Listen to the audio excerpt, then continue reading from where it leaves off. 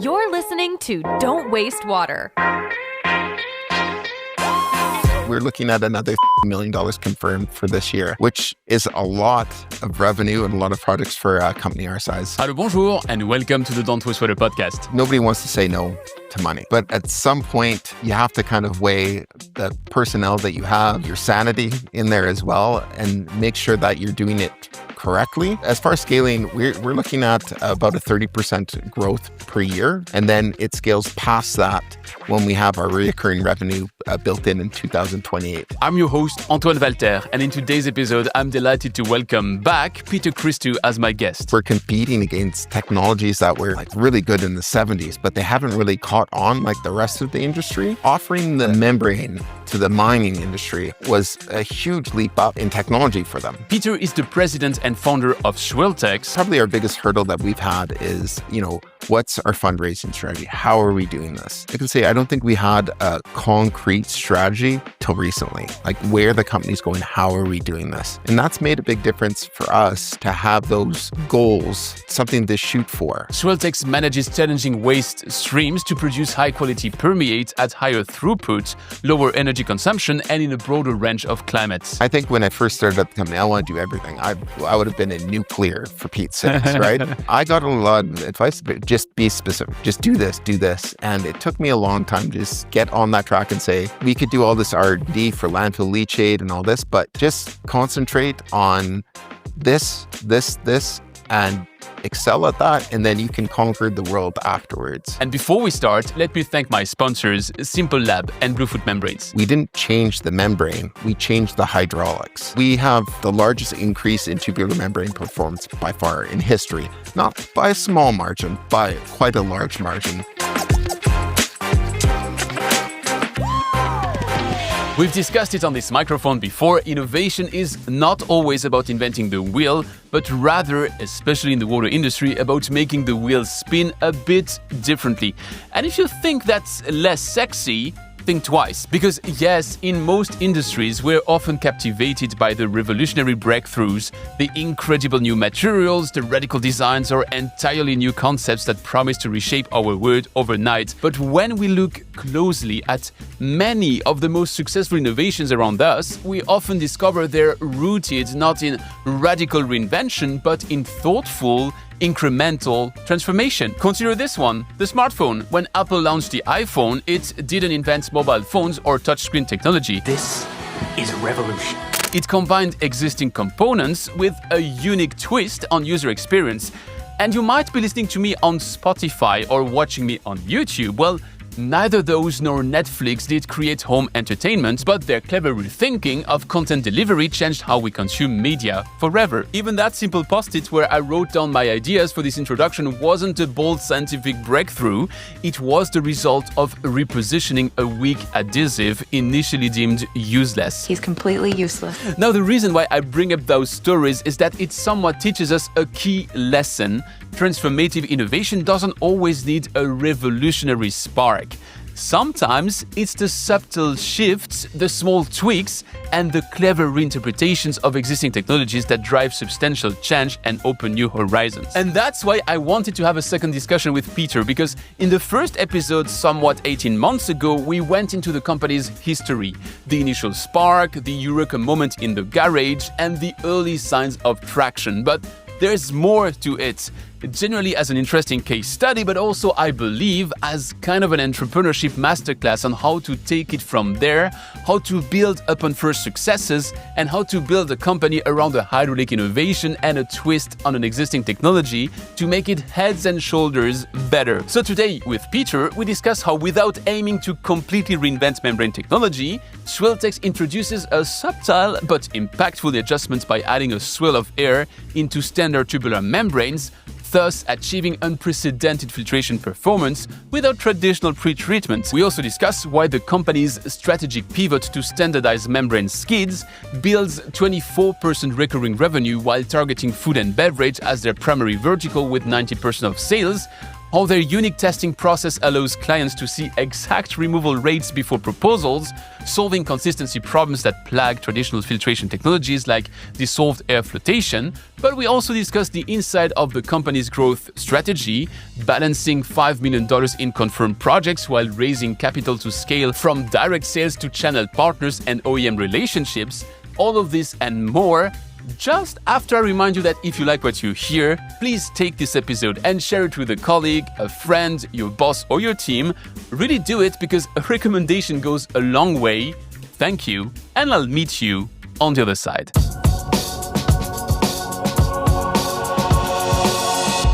So to just kick it off from where we left it, you answered to me twice that what you would need is a senior process engineer. Oh, yes. I would give a kidney for a senior process engineer. I'll be on the record for that. I thought we were paying with money in the sector, but now we're paying with kidneys. That's where we are. You'll get money too. But anything I can do to get one at this point in time. We did find the right fit. I'm not going to say before, it's very interesting that we're doing something very new and unique within the industry. And finding that hands-on aspect to it is really important to developing new products because you can see what worked and what didn't work. And instead of trying to find somebody with 30 years of experience, sometimes you can find somebody with less experience that's easier to adapt to new ways of doing things. When we spoke 1 year ago, you were about to double up roughly your number of employees, the size of the company. And 2025, which just started as we record this, was going to be the year. How on track are you with that prediction? We're in the middle of our raise right now. And so we're holding off on hiring new employees and really kind of gearing up for our Series A till this round's done. A lot of the last year and the previous years have been, recovering from COVID and preparing for the next raise strategy. And that's where we are right now. So in terms of your commercial deployment, we went in our conversation 1 year ago through the ARC project in 2022. Just to catch people up, how did that shape Swirltex as we know it today, and what did evolve from there? That was by far the most important project that we had for commercialization. Before, the technology was really geared up for smaller package plants, 20, 50 cubic meters, and that forced us to figure out how to build a 3,000 cubic meter a day system with external membranes. And we couldn't use traditional ways of engineering or designing with the tubes. We had to do everything from scratch. And what ended up doing is having a much higher capacity membrane configuration where it's opened up so many more markets, not just in mining, food and bev, where now we have a fully commercialized product that is double the capacity or triple the capacity sometimes of any other tubular membrane on the market. So are you taking on tubular membrane applications? Are you taking on DAF? Where are you? There's not a lot of tubular membrane applications on the market. So it wasn't something that we're looking at replacing particular tubular membranes. What we did is we picked markets where membranes haven't really been successful. If we try to get into municipal wastewater with, a new product, the sales cycle is so much longer. So we picked specifically very difficult applications like food and bev, oil and gas, and mining where membranes haven't done well. And that's really where we flourish because we're not really competing with an incumbent membrane technology. Just because it's not dependent on a biological process, it allows us to do our testing and piloting specifically on that water at the very beginning, almost in the initial sales cycle. And it's really allowed us to leapfrog a lot of traditional piloting and other things that are needed to get projects across the finish line. Take me through the steps, because in your lab downstairs, you have lots of samples from lots of sites where you very probably, most of them, you can't say where they are from. What are the steps which need to happen and what are the decisive things on that path? We always ask for samples to be sent in. And what we do is after the initial sales call, people will tell us about their problems, tell us about their water, and we'll say, send us for samples. That allows us to run those samples through the membranes, no pretreatment, in the absolute worst fashion, concentrating, etc. So we can see exactly how good we are at that specific water. And then we can give the client a report on that. They can see exactly what the removal rates of the particular contaminants, even before we get to the proposal stage, because that allows us to design the system properly around that configuration. That's been by far one of the best sales tools that we've had, because in a traditional, say, submerged membrane or a biological process, you can't do that. You have to rely on a lot of history and experience.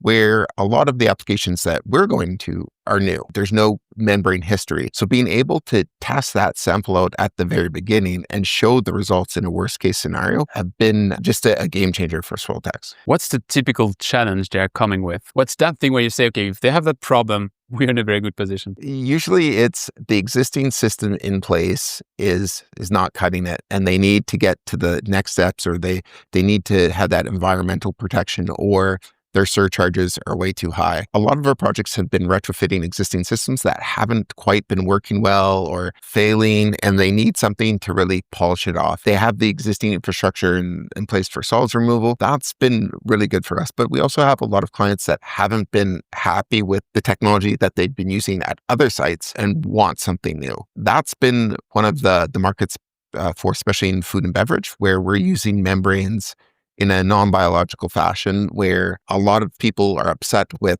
how their DAFs have been working, and DAFs have dominated that industry. And we've taken the same treatment approach as they have had with DAFs, is remove all the solids, or remove as much solids as possible, and then some of the soluble BOD gets through. Where we've really excelled at that is we can handle the oil and grease, we can handle the solids. We pump a lot of air. It's more than a 50-50 mixture of air and liquid in our membranes under pressure. We're starting now that phase of design where we haven't used that air in a positive way biologically. We come up with different ways to use the energy that we're using to power the membranes to also lower the BOD. So we have built-in advantages, not only being able to remove all the solids, oil and grease, but also the extra from the retention time, the amount of air, the air stripping that happens on volatiles, etc., within our process. It's been good because we didn't take the traditional activated sludge or an NBR route that everybody else has taken. We took a different route that has been extremely effective to really spearhead that industry. Let me try to understand that one. In a dissolved air flotation, you have solids which you want to remove. That's what you do, which is your daily bread, and you do that in a more efficient fashion for those applications than a DAF would. A membrane bioreactor has that element of having biological activity happening in it. So if you want now to take on that simultaneously as you're doing your separation of solids, that means you need to have some kind of oxidation happening, which you do with air. Do I get that one right? Correct. So different things that happen in our membrane reactors, we can convert ammonia and airstrip a lot of volatiles out of the water. The effects of adding that air under pressure are something that we're trying to quantify in contaminant removal. Right now, we've done very well at just saying, okay, we're taking the same route as DAFs, but all these extra bonuses actions are happening that we're learning more about it as time goes on. And furthermore, it's finding different ways to incorporate biological process into that external membrane design where we're capturing and using that air that we're using to power the membranes in a biological fashion. And would that work if you replaced air by something else, like another gas? Yes. We've done trials with just using pure oxygen and other gases, inert gases as well. It just really depends upon what that application is and what the cost benefit is as well. Air is really inexpensive to use and to pump in. And for applications, especially in industrial applications where there's no biological process to it, it's straight be air. If we're specifically trying to burn off volatiles, we can have a higher pure oxygen mixture in there. But right now, it's been very effective with just the amount of air that we've been adding. Sorry to interrupt, but I wanted to quickly thank my sponsor, Simple Lab. If you're in the water industry, Simple Lab has you covered. Simple Lab is your one-stop shop for certified laboratory testing kits, from routine lead sampling to walk-ins and specialized analyses like microplastics, PFAS, and RADs. Order the testing you want online, choose from hundreds of accredited commercial labs, get free round-trip shipping both ways, and by the way, if you have your own lab and just want help with kitting and logistics, Simple Lab can do that for you too. No more coordinating labs, chasing shipments, or wrangling EDDs, just streamlined ordering, clear results, and real support when you need it. It's lab testing simplified. Head to gosimplelab.com, it's the first link in the description. Choose your test and they'll take care of the rest. Thanks again, Simple Lab, and back to me. So compared to a membrane bioreactor, what would be the perks for a food and bev industrial? It's very difficult to run a full biological process for a food and bev. You have really changing conditions where you need a skilled operator to be able to operate that biological process. Mhm. By really breaking it down into a physical process, much like a DAF does, but without the polymer, etc., Mhm. we're able to have a much higher consistency in the quality of effluent, not just saving the client the surcharges, but also it's a lot easier process. We don't have to have an operator there tweaking things. When we do our samples, we run it with no pre-treatment. And we put it through the worst case scenario of concentrating that waste, taking much permeate out. We plan on that. We plan our flux. So if anything happens on the pre-treatment side of it, if the solids removal mechanism isn't happening, we know that we're still going to be in good shape as far as the membrane flux and overall performance. So the biggest difference that we've heard from our clients between us and a DAF is by far the consistency and the ease of use, where in a food and beverage application, you're not going to have an operator go in and tweak your polymer and tweak your pH every couple hours to match your flow rates. With us, because we have that physical barrier with the membranes and we're able to take those solids out from that upset and put them back through the system, it becomes a very easy process where you plan on the worst case scenario. When it happens, it's not a big deal. As compared to, say, a DAF, if the polymer is not geared right, you're going to have a higher surcharge on the backside. The other aspect of it is the budgeting for companies too. It's hard to budget your surcharge rate or your savings when your system's not working right or you have these upsets. Mhm. I never thought of that from the business side of things, but that's a lot of the feedback that I get is the difference, my budgeting, my forecasting, when I know exactly what's going to be going out there has made a huge difference in their overall operations and planning and forecasting as well. Does that mean that you're up to the point where it's like you set it up, you commission, you forget it? Or is there some level of service which you have to layer on top of it, which is also enhancing, of course, your business offering, but which makes it even smoother for the end user? We always have a really close relationship with our clients where we monitor the plants online, and we do this a lot for our personal to make sure that we'll build up our data. We know how the plants are running. I still have clients phone me up and say, what about this, or this happened, or this doesn't look right. And we can kind of coach them through that process. It's not a matter of where we have to say, okay, change the ratio for your pH, for your polymer to your coagulant and try to tweak it there. That side of it's gone. It's more of this pressure, have a look at this, see what you can do. And they'll be worried that, too much eggnog went down the drain or something like that. I said, well, monitor it over the day. How did it go, sort of thing. So I'm glad that our clients are always keeping us aware of things that are going on within the plants. And by us kind of offering that free monitoring, it helps us build up our operational data and understand, how to improve the plant as well. So there's not a lot of babysitting on the pre-treatment, the pH addition, or anything like that. It's more making sure that they're comfortable. And when they have questions about, okay, what does this red light mean? And things like that. Food and bev and mining sound like two very different industries. Food and bev is probably closer to a city. Mining is probably in the middle of nowhere. One is very organic. The other is very different, depending on what's mined. Why those two verticals? The three main verticals, food and bev, oil and gas, and then mining. So you still have the produce water, oil and gas. Yeah, elements. it's been because we had the opportunity to produce water. I originally invented the technology for oil water separation. Produce water, there's not a huge amount of oil, but oil traditionally been damaging membrane. Really isn't an issue for us at all. And that's one of the reasons why food and beverage was attractive to us, because the high oil and grease in the water, right? As soon as we find that we can excel at a certain contaminant, it opens up that market for us. And what really opened up the market for mining is the fact that we can take colloidals. Like we excel at filtering out colloidals, that fine clay and dust in the water, that if you're operating a different type of membranes, your membrane is not going to last very long. It starts to build up. As soon as we found through, sample testing, et cetera, how good we were at those specific things, it helped us target that market where we saw the opportunity for it. And especially since we're competing against technologies that were like really good in the 70s, but they haven't really caught on like the rest of the industry, offering the membrane to the mining industry was a huge leap up in technology for them, especially when draining 300 cubic meter drainage pits where they need to make sure all of the TSS is out before they get to TSS is pretty easy for us. That's not a difficult one, but it proved difficult for that industry. So it was difficult for any other technology, but it was fairly simple for us. And because it was all larger flow rates, which our membrane configuration now lined up to, it really helped us push forward in that. Food and beverage has been our main concentration, especially within the last year. And that counts for like 90% of our overall sales now. And it's just because we're not doing it in a traditional like NBR fashion.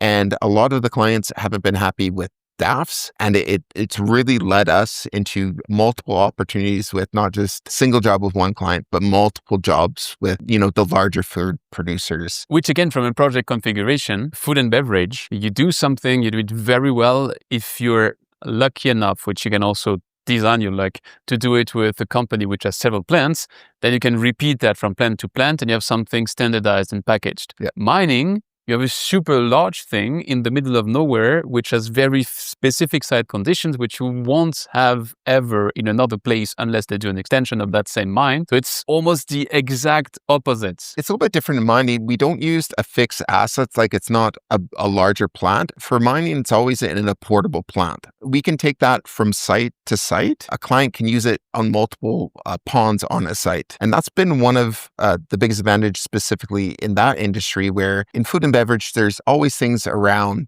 the membranes. There's tanks, there's other things. In mining, it's just the membrane skid where we're pumping directly off the pond. The water's going through the membrane. We're taking clean water off, and then the concentrate's going back into the pond. Really simple. I see. Yet, where we didn't need that same amount of infrastructure and pre-planning that we needed for food and beverage. For mining, it was very easy to get the samples, a lot of TSS in there, show the flux rate, show the contaminant removal. We can use it at that job site. And what the client's like, it's not permanent infrastructure where it's going to be there for an extended amount of time. It can be taken to different ponds, or it can be moved to different sites. That was our biggest in on the mining, is that we could just use the membrane skid. We didn't need a lot of infrastructure or pads and pipes or anything like that to move huge amounts of water very quickly. You mentioned your 90% of sales in food and bev, 10% in mining, I guess, or is it a mix of oil and gas mining? It's a mix of oil and gas and mining. And what we're really trying to do is we prove out the application and say application for the mining industry. But what we really try to do is find channel partners who specialize in particular applications. And what we do is we'll end up sending them the membrane skid so they can integrate that sometimes into their overall project plan and really make sure that they can do the proper project management and full life cycle of that project, especially when they're industry experts and have that network. We'd rather make sure that we can supply that technology to people that have an in, especially if we're not spending 90% of our time in the mining industry. We want to make sure that we can supply technology to a trusted OEM to really incorporate it and make sure that they're capturing those opportunities that we're missing. Does that apply to mining or also food and bev, where you also have the same commercial strategy? Okay. Both. It's important for us to prove out the technology because nobody wants to use something that is considered new. It's very easy for us to show what we do in food and bev configuration and then the history of the sample testing to show what specifically, because some food and beverage just astronomically completely different than others. It's on a whole nother scale. So making sure that they see what the scale is for where our technology is most effective and sharing that information with trusted OEM partners. So your vision would be to manufacture the skids, and then they would handle the integration and even the sales aspect of it. That's the fastest way that we can grow, not just as a company, but into different geographic areas as well. We know that, we can't do all the jobs, and having strategic partners to make sure that they can cover geographic areas and use, a lot of the same sales techniques that we've used. They can, run the samples through their shop to prove it there and kind of show the client is the best way to really scale the company. When we do the full project, we have around like 18% reoccurring revenue because there's tanks and other things that don't have long-lasting value for the companies. But we have about 24% reoccurring revenue on the membrane skids. Mm-hmm. So the faster we get more membrane skids out, the more stable we're going to be in the future and the more recurring revenue we are going to have. So creating a base of recurring revenue because you have the installations out there which will still need to get replacement on the membrane. And given the specific size and shape of your membrane, you have kind of a locked market there. Yes, very much so. Because the most important thing is getting as much product out, because the more product we get out now, the more recurring revenue we're going to have in the future. So it's good to do the full projects, prove out the technology, show exactly what it can do. But we know to grow the company to the goals that we're looking at, we're really going to have to move to that skid based sales, that technology-based skills, and have the inline OEM partners. Do you already have some of these partners, or do you actively develop them right now? We do have some partners, but we are actively looking at them as well. It's something that we're moving forward, and not just within the United States, but also overseas as well, to make sure that we have local support and local engineering, project management, specifically for those areas, especially when we're not going to be able to properly support a project in Italy. So we want to make sure that we have local reps that know the technology, know the ins and outs, that can service it for the client as well. Can you name some of your existing partners, or is it like secret? Definitely not secret, but I guess I'd want to make sure that I have their permission before fully putting them out there. I had to try. Yeah. No, they probably enjoy that too, but maybe more will call me to see if there's a position open for rep as well. In terms of top line revenue, we left it at 2022, you 10x your revenue because it's first big commercial project. 2023, you were on track for ×2, ×3. That was your prevision for 2024. Where are you with regards to that prevision? We've done good, especially for the size of the company. And what we're doing now is we have 5 million confirmed and projects that we're already working on. 5 million confirmed where the projects are ending in 2025. And we're looking at another $3 million confirmed for this year, which is a lot of revenue and a lot of projects for a company our size. So I think our key goal is to make sure that we get our current raise done, concentrate on our Series A so we can scale the company properly to execute these projects. One of the fears is nobody wants to say no to money, but at some point you have to kind of weigh the personnel that you have, your sanity in there as well, and make sure that you're doing it correctly. As far as scaling, we're looking at about a 30% growth per year, and then it scales past that when we have our recurring revenue built in 2028. So we're not going very aggressive we're taking a very standard kind of growth approach.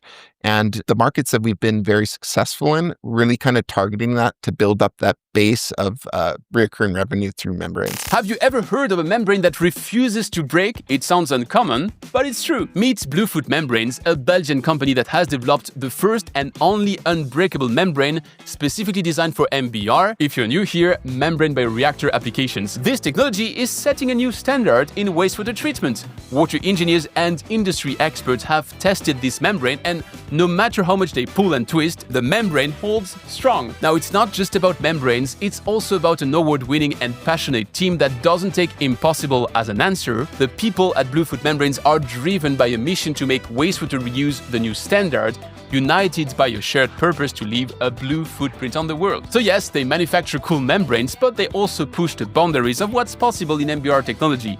To learn more about them, check the link to their website in the description. A big thanks to Bluefoot Membranes for sponsoring this episode, and back to me. Is it right to say that 2024 brought you at a crossroads where you had the choice between going down the route you're now, which is to say we want to grow that, to raise that round, and to have that projection where the S-curve is taking off in 2028? You could also have gone, and I'm not judging in what I'm saying, but the conservative approach and maybe safe haven of, instead of looking for a channel partner, integrating into a channel partner and then becoming like the technological jewel in their crown.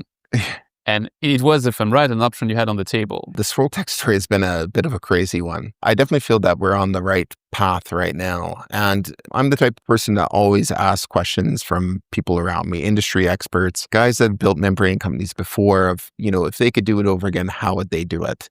And I think for us, probably our biggest hurdle that we've had is, what's our fundraising strategy? How are we doing this? I can say, I don't think we had a concrete strategy till recently, like where the company's going, how are we doing this? And that's made a big difference for us to have those goals, something to shoot for. Before, it's very hard to say, okay, where the company's going when we don't know what the strategy is behind it, how we're raising money, what's the plan to get into this market, etc. Having that plan has really made a difference, not just in understanding where the money's going to come from and how we're going to build the company, but giving us the proper direction on what markets are going to bring us the most value, concentrating on 3 main markets.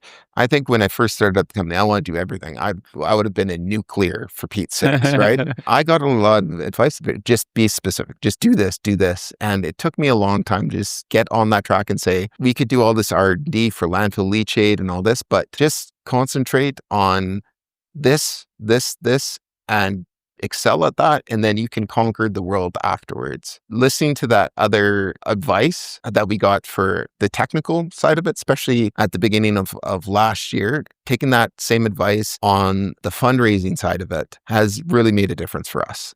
Really given us the direction for the future as well. But sorry to insist on that one. You consciously took the decision not to go to integrate into... We didn't think that it was a bad choice. If, say, we do get picked up by a larger company, I mean, we don't have a lot of employees, and we're doing a crazy amount of work for what we're doing and for the resources that we have. If we got picked up by a bigger company that has 40 salesmen when we have half of one, right? It's going to make a huge difference for our bottom line and for the company's bottom line. It's just making sure that we're doing it strategically, the timing, and we have the right partner. I don't necessarily think that's the bad route to go. I think being able to instantly integrate a team with infrastructure, sales, procurement would make a huge difference for us. It's just making sure that we do it correctly and it's not a knee-jerk reaction because we don't have that strategic plan. So it wasn't the right time. I mean, it wasn't the right alignment of all the planets. Yes, it definitely wasn't the alignment of all the planets. I think if the planets align in the future, it would definitely work. It would definitely work to scale the company a lot faster, build up that recurring revenue a lot quicker. Our main routes is gear up, do our Series A, or we'll see if there's acquisition targets for us where you're amalgamating into companies that already have that infrastructure. That's an attractive option for us as well, just because the ability to scale and get that product out there and have that not just technical support, but the business support to build the company is still a very attractive solution. It's just which one comes first. I'm going to put one on the table, Okay. which is a pure brainchild of mine. So it's not something which is rooted in anything which has any concrete roots. Just to be clear, it's me waving hands. Last year I had the conversation with H2 Innovation, who got acquired by Ember Capital. So private equity taking private, a company which used to be public, trying to replicate the playbook that we've seen with Ski on Water taking out of Vivo and then building around the Vivo. And here, Ember Capital taking H2 Innovation and building around H2 Innovation. H2 Innovation is Canadian. Yeah. H2 Innovation revolves around service membrane channels, not so much around proprietary technology today. It sounds to me like this kind of configuration might be a good fit for Swirltex. Any company that has interest in the markets that we've proven out, and any company that has that infrastructure would be a good fit. What we've been able to do with our resources, not just in technology development, but in sales, has been incredible. I'm very, very proud of our team. 8 million. I mean, 5 million plus maybe 3. That's It's a little crazy to say the least. Knowing work, especially for bigger companies, like the breadth of sales, marketing stuff we have such an advantage with the product. Whether we build it up or we partner up with another company to build it up, it's going to change a lot of things. Just knowing myself, I still think that as the technology gets known more, and not just the technical people who've come to the office kind of witness it, because they say, yeah, sell me a fridge sort of thing. And then we show them on the bench and they're like, okay, I get it now. No offense to them. I would have done the exact same thing. But now that people are understanding, how that technology works, what our costs are involved, it's getting more and more attention to the point where we know that other membrane companies are out there and that they're getting these massive evaluations where they need a lot more infrastructure. They need the warehouse and everything else, where we're very unique. We didn't change the membrane, we changed the hydraulics. People didn't think of it at the time how much it would make a difference in the overall performance. But we have the largest increase in tubular membrane performance by far in history, not by a small margin, by quite a large margin. And I think those hydraulic principles that we incorporated into our technology are really going to be taken to the next generation of membranes, just because it's such a significant difference from just using a standard membrane in our configuration and being able to increase the flux by well over 100%. That's kind of unheard of. In our industry, if you have like 30 or 40, that's great. We haven't seen such a leapfrog in the technology. I definitely do feel that in the future, like the use of direct cross-flow filtration is going to be something that is going to be standard and just adopted through the industry. You mentioned the razors in the membrane space, and And we've seen several last year and we've seen several of the past years, which are pretty spectacular. What I'm saying is not a critic for any kind of investor, but there is a certain level of water literacy in the market, investor market, and it's not very high if we're honest. If you come with a new membrane, with a new material, with something which can be branded as didn't exist before and now it's going to change the world, that is something, even if you're not literate in water, you can understand. Then you decide and you do a due diligence to decide if it's really worth changing or not. Yeah. But if it is, then you have a case. You are doing a game-changing play on the hydraulics. I'm a hydraulic engineer.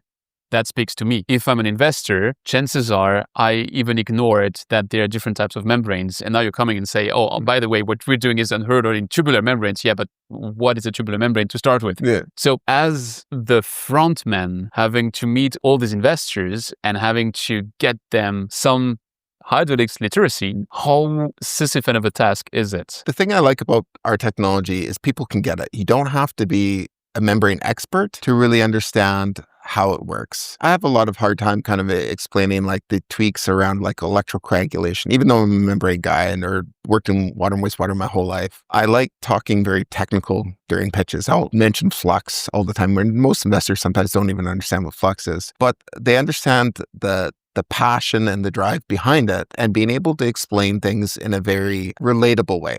Like, for instance, membrane caking. Membrane caking happens when you have this dust in the water. And I always say it's like when dust builds up on the back of your vehicle driving down a dirt road, where you don't have that same velocity, they'll get that. It's making sure that you're explaining it not in Peter Point form 2.0, but making sure that it's something relatable that they understand and get. And we've really geared up the presentations for that. And even like our investors now, one thing that they like is they say, I get it. I'm not a membrane, but I get why that swirl in the air would make a difference. Where we're really kind of gearing up to now is, especially with our Series A, is getting the institutional water guys or the water VCs that now familiar with technology, we have the verification of everything, getting them thinking about what Swirltex would mean, just that big picture. And I think before we didn't have that same network that we did as some other previous companies have. We were kind of stuck up here in Calgary. We weren't talking to the right people. And now with, a few changes on the board, the awards that we've won, just not here in Canada, a lot of the membrane experts have come to our shop to verify it. People are saying, yeah,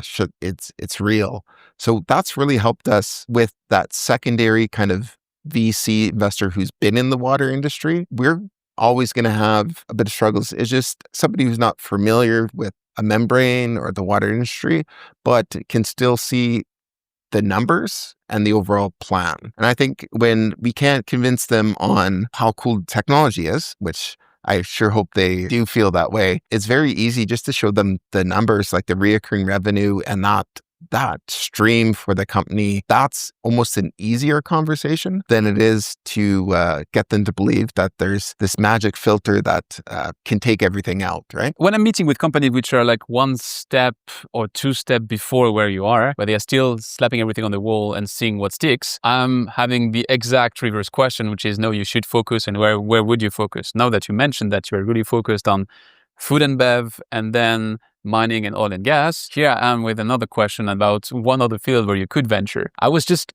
looking up foam fractionation for PFAS removal. Foam fractionation for PFAS removal is the principle of taking fine bubbles of air and using that velocity and the amphiphilic nature of PFAS to just concentrate the PFAS on the side and then take it out as a PFAS removal technology. And I was just thinking, wait a minute, where would you have that agitation around the bubbles? And that's exactly what you're doing with your technology. So when you hear that crazy thought, which probably you can go in the lab and disprove it within 2 hours and say that's nonsense. How hard is it with your background and your history of developing stuff out of your garage to not rush downstairs and try it out? It is really hard, to be honest. Because I love solving problems and we have clients that come to us with problems all the time. For me, it's almost fun. It's something new and interesting where sometimes they'll tell you about the problem and you're like, oh, you can do that. But at the same time too, Like, time is precious. There's a PFAS market on there, but this is when it comes down to the business aspect of it, where I can spend this time tweaking the technology for this specific application, or if I spent that time getting a couple more $1 million on food and beverage applications, especially in the position that we are now, it's going to be the food and beverage applications. When we have a lot more infrastructure around us, then I think we get into like the next steps. We're very lucky that we could take a product that was already on the market, the tubular membranes. Our manufacturers make some changes to the membranes for us, but not making huge changes to it, and have that improvement. When I first started this, I thought almost all of our applications were going to be industrial. We're going to be using membranes like this, completely different than what I originally thought it. That doesn't mean that those thoughts are gone. They're just on the shelf for a better, more appropriate time. I'm sure when my beard's all gray, they're going to stick me in a closet somewhere where I can go crazy and fix all the problems that I want. But until then, I really have to kind of stay focused on the things at hand. I'd like to say that it's easy for me, but it's not. I get it all the time where somebody's like this and this, and I'm like, oh, we could probably do that. But like I said, the advice that I got at the very beginning is stay focused. I see that it works, and I'm going to stick to my guns on it. On the execution side of things, when you have like those 5 million of orders and you're running around to get the additional 3 million which you have budgeted for this year, and I wish you even more than that, where's your bottleneck in execution? How can you deliver all of that right now with your current infrastructure? What would you have to build? We really have to build our current infrastructure, not just for executing projects that we have now, but for the next raise. And that's why we're doing around now. So that's part of the raise. Yeah, it's part of the raise to make sure that we can execute on our current projects, and then make sure that we have enough time to build up everything for the Series A. So it's a very interesting time for us, and it's a good time for investors that want to be part of the story before the larger offerings are on the table too, especially for the Series A. But so to be concrete on the execution, we need money. We need money to get the people in, the resources in to do this.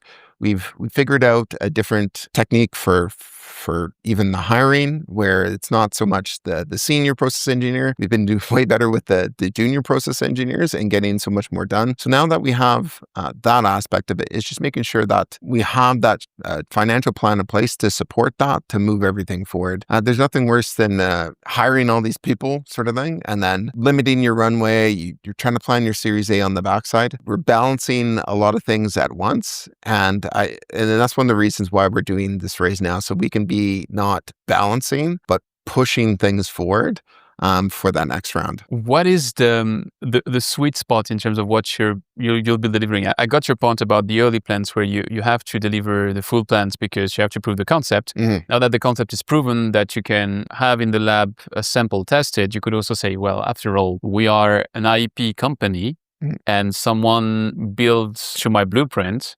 And then that reduces the investment you have to do in your production. So why do you put your sweet spot and your desired outcome at the skid level? It could even be like just one step below and saying you're doing the full design, but someone else is building. I think for us, where it really became that sweet spot is being able to standardize the product and being able to push that standard product out over and over again. That way we need a lot less infrastructure to be able to execute that project. Where our bottleneck right now is the people, because each project can be a little bit different, that interaction with the client, etc. Where that's usually the time too, where it not just takes up the most time, effort, that's the time where you can have the most mistakes as well, right? So for us, being able to sell those skids, especially in a proven out project, using some of the past sales models that previous membrane companies have, of proving out the technology and then making sure that we have the channels partners to use that membrane skid is far better. Our technology is very protected, not just in the membrane, the swirl itself. We're actually integrating, we call it a swirly, into the membrane itself to make sure that is protected. That's not something that can be swapped in and out. It's a lot better for us to be able to provide the membranes as we are in those skids and have somebody else just to grow the company at the scale and pace that we're looking for. A membrane skid sale can happen a lot quicker and a lot shorter sales cycle than the larger projects where they can be delayed, etc. Then I get it. My question is, would you not have even more agility if instead of going to the skid, you were just delivering the membrane module with the swirly, and then someone else builds everything else? We could, I think what we'd want to do on that too is we don't manufacture our own membranes. We have two different manufacturers that can manufacture our membranes for us. So we'd need to make sure that our margin on the membranes, we'd have to sell so many membranes to be able to keep going, right? In the future, we'd be able to do that, but we need to build up that base to make sure that we can do that first. If we're just trying to live off that reoccurring revenue, it's either we manufacture things ourselves, which takes a lot of more infrastructure and want our capital to do. This is a way to make sure that we get enough revenue on that technology, the skid as a whole, that protects us from other vendors kind of making mistakes with the technology as well. And it still gives us that reoccurring revenue to build the company off of it as well. So eventually we can get to just the membrane sales, but we need to build up that reoccurring revenue to the point that it would make sense. Forward-looking statements from now on. You mentioned 30% year-on-year growth. Is that your target for the coming years? Correct. How do you time that? So you have the raise later this year. We're doing a raise right now. Let's say you have the raise mid of the year then. Yeah. And then how do you prioritize things? Is it hiring people? Is it expanding your manufacturing? Is it pushing your commercial edge? Because all at once is a nice answer. Yeah. But that's not the strategy. There's three different goals that we have specifically, and it is one is make sure that we have the right team in place, a team in place that has a lot more experience in building and moving into doing new geographic markets as well. So making sure that the team is right is hiring. The second, there's two R&D goals that we want to meet before 2016 and fully commercialize, have them in place. And then really kind of the third goal is around, the infrastructure and how we're going to be doing business in the future. Right now, we're transitioning from like a 50-50% mixture of skid sales and project sales overall, and then how we're actually transitioning to around 80% in just skid sales in 2029. And for us right now, we have three main markets, but when we've proven out applications in food and beverage, now that we don't have to prove anything out, we can have OEM partners moving that technology forward in those markets. We should have another next market to make sure that we're proving it out in that field so we can get more of a market capture in that particular market. For us, it's about how do we expand past what we're doing in a more strategic fashion and what is the best market to bring the most value to Swirltex as well. Like I said, I could be doing the PFAS or nuclear and the rest of that, but getting industry experts that, have that experience on evaluations, the raise, what is going to build up the most value for Swirltex is really important. Or else we're kind of doing it off gut instinct and what Peter feels like. It's really important that we do have that direction to ensure that we do things right. You mentioned different geographies. What would be your targets? Because I just heard drill, baby, drill. So I thought North America is the place to be anyway. It's definitely North America. We started doing projects in the States and we're going to continue doing projects in the States, but we really want to go beyond the States around 2028 and make sure that percentage of our revenue is not from a comfortable geographic area as well. So that would mean, especially in food and bev, you could have partnerships like vertical across a brand, and then wherever they are, Swirltex is part of their design. We're already seeing that. A lot of food manufacturers, there's a lot of large food manufacturers where if you're very successful at one job, it takes to another job. One of the key areas that we're definitely interested in working with is Mexico. A lot of need for water treatment, especially in the food and beverage manufacturing. That's been one of the breath of fresh airs for markets and really dealing with the companies there. And it's been actually interesting. It's been a lot of fun. So there's the North American market, there's the US market, but Mexico is definitely a market that we're looking to do a lot more work in as well. So it's international, but with a strong focus on North America. Yeah, it's easier for Swirltex to do the OEM jobs in the North American market to prove it out with new vendors. But we're also getting a lot of opportunities internationally. It's just for the large international jobs, it's not something that we would take on by ourselves. We'd want to make sure that we have a strong local representation to help us through the process. Just to round off my forward-looking statement, you gave me a vision of 2030 1 year ago. Did your vision of 2030 evolve? What is it today? I'm still hoping on world domination by 2030, but I think for us is having those goals to really execute by. And I'm not going to say that I'm the most organized person, but I like writing everything down at the very beginning of my day and then going through that list and checking everything off. And it's better to do that as a company as well. And when we do that, we can organize our actions to make sure that they're lining up with the goals. And I have a feeling by, say, 2030, not only is Swirltex going to catch on to the point that previous companies did, like Xenon, but I can see a lot of probably spin-offs from the original Swirltex technology for specific applications as well. Like I said, I envisioned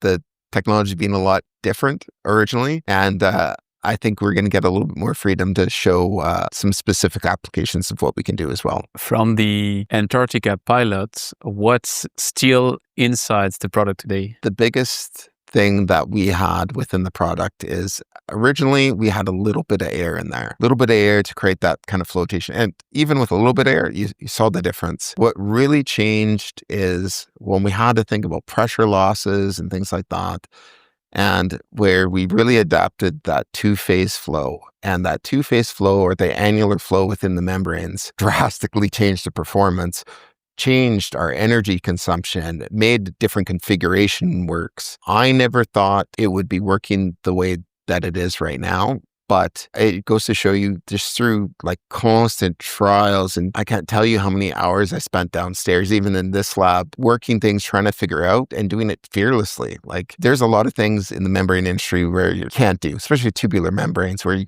you can't pump air into a pressurized vessel because the air is going to go through the membranes a lot faster. But having that flow pattern where clearly that air goes into the center has really changed things for us and allowed us to show our clients and our vendors, investors, as soon as they say the video of how it works, it changes, it gets it. And that has been one of the biggest things where we said we committed to doing the bigger configuration, and we had to figure everything out in like, it was an 8-month period from going from everything's vertical, we're doing 25 cubic meters, 50 cubic meters a day, to going up to 2,000 cubic meters a day in a membrane skid was transformational for the company. Well, I wish you that word domination by 2030, or that Swirltex inside a bunch of other applications. Future will tell how it looks like. And hopefully we can speak before that. For sure. I look forward to it. I always enjoy speaking to you, and thank you for your certain interest in Swirltex. Thanks for listening to Don't Waste Water. This podcast was brought to you by GF Piping Systems. Loved this episode? Head over to Apple Podcasts to subscribe, rate, and leave a review. See you next time.